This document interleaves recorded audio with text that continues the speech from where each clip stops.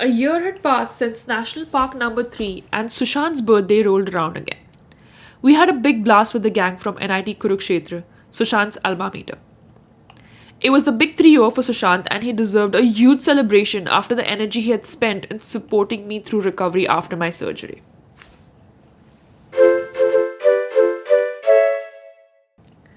The weekend after his birthday is when we set off for the Midwest, the Great Lake region.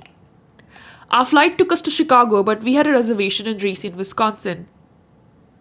Our B&B was a yacht moored off of Lake Michigan, and the marina had a hot tub and a pool, which we enjoyed. Lake Michigan was the third Great Lake I have visited and first one Sushant has, but it would be the most memorable. Thanks to the storm that hit that night, the one that Sushant slept through and I was up all night worrying about. It's that night on the yacht I realized that I have lived my life quite well. I was filled with gratitude, especially about the fact that I was about to do another national park just a few months after my surgery. We explored the small town of Racine, climbed up a few lighthouses in Kenosha on a very cloudy day, bought some cheese from the dairy capital, and discovered a sweet delicacy called the kringle before we headed out to Indiana. National Park number 12, Indiana Dunes, was fairly unremarkable. We hiked the Cowles Bog Trail, 3.6 miles to 16 feet. Most of that 200 in the last 0.5 miles to the beach. The sand dunes were not kind to my knees. And the national park, let's just say that you could see a factory right off the beach and we won't be coming back. But we spent the evening in Chicago sightseeing, and no, neither of us were fan of Chicago-style pizza. After this trip, our count of states that we have visited together was up to 18. And for Labor Day long weekend, we decided to add 3 more.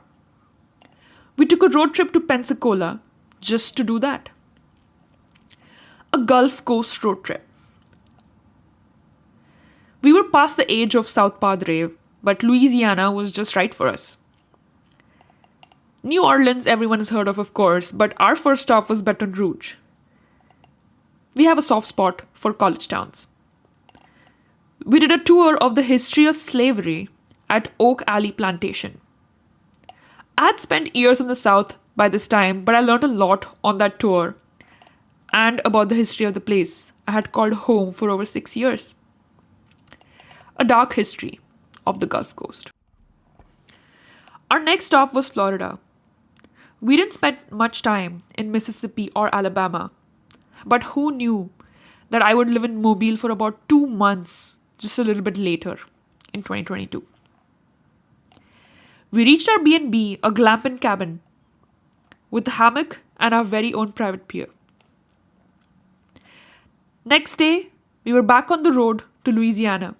This is when another storm hit. September is hurricane season after all.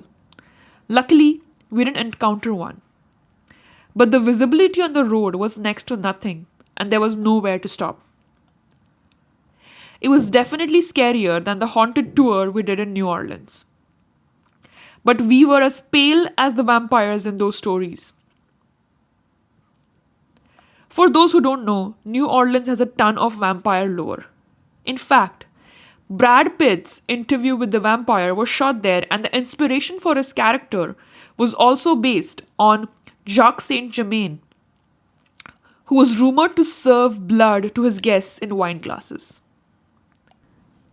On the streets of New Orleans, we were swept up in another storm. The Southern Decadence, or Gay Mardi Gras, a record-breaking, well-attended pride parade. We had voodoo daiquiris in a crowded bar, and Sushant was bought many drinks before we could finish the rest of the tour. With 12 national parks and 21 states already in our rear view mirror, Sushant and I headed off to our next adventure. Ready to face the next storm? 31.